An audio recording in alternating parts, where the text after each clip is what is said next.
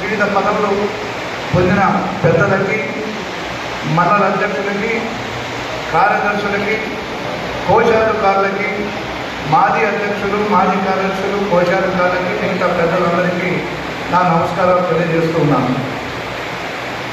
మిత్రులారా, మనం సంవత్సర కాలం పూర్తయింది. ఈ అధ్యక్షుల పదవి స్వీకరించిన తర్వాత జిల్లాలో ఎలక్షన్ కార్యక్రమం జరపడమే జరిగిపోతుంది. ఈ ఎలక్షన్ కార్యక్రమం ఆ మండలాలు, ఆ పట్టణాలలో పరిపూర్ణం చేసుకొని కార్యక్రమాన్ని ఈ సంవత్సర కాలం మొత్తం కూడా అభివృద్ధి కార్యక్రమాలు, పేదవారికి, మధ్యతరగతి వారికి ఏం చేయగలుగుతామనే ఆలోచనతోటి ఆ కార్యక్రమాలని ఒక్కొక్కటిగా మీ ముందు ఉంచడానికి నా ప్రయత్నంగా మేము జిల్లా కార్యవర్గ పక్షాన చేస్తున్న విషయాన్ని మీరు గమనించాల్సిన అవసరం ఉంది.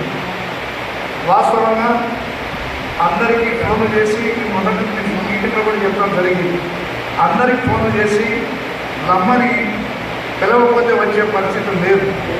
కానీ మనకి ఒక గ్రూప్ ఉన్నది. ఆ గ్రూప్లో ఒకరోజు 2 రోజులు కాకుండా 5-6 సార్లు పెట్టడం జరుగుతుంది. మీరు దయచేసి ఎగిరించైనా ఆ గ్రూపుని మీరు ఫాలో కావాల్సిన అవసరం ఎంతైనా ఉందని సందర్భంగా మనవి చేసుకుంటూ, ఇవాళ రాను రాను మన ఆరోగ్య పరిస్థితులు ఎంతో క్షీణిస్తూ ఉన్నాయి. మన ఆర్థికంగా ఉన్న దాంట్లో సగం ఖర్చు, ఇంకెక్కువ ఖర్చు, బావుల ఖర్చు కూడా ఆరోగ్యం మీద ఖర్చు పెడుతున్న విషయం మనందరికీ తెలుసు. కానీ మన దగ్గర ఉన్న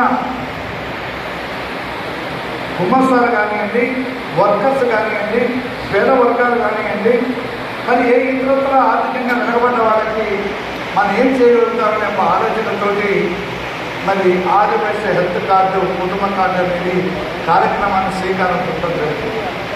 ఏంటయ్యా ఆదివాసీ హెల్త్ కుటుంబ కార్డు అంటే, మనం ఇక్కడ ఉన్న వాళ్ళకి ఇన్సూరెన్స్ ఉంటుంది. 5 లక్షలు, 10 లక్షలు, 15 లక్షలు ఇన్సూరెన్స్ ఉంటుంది. కానీ హాస్పిటల్లో అడ్మిట్ అయితేనే అది ఉపయోగపడుతుంది.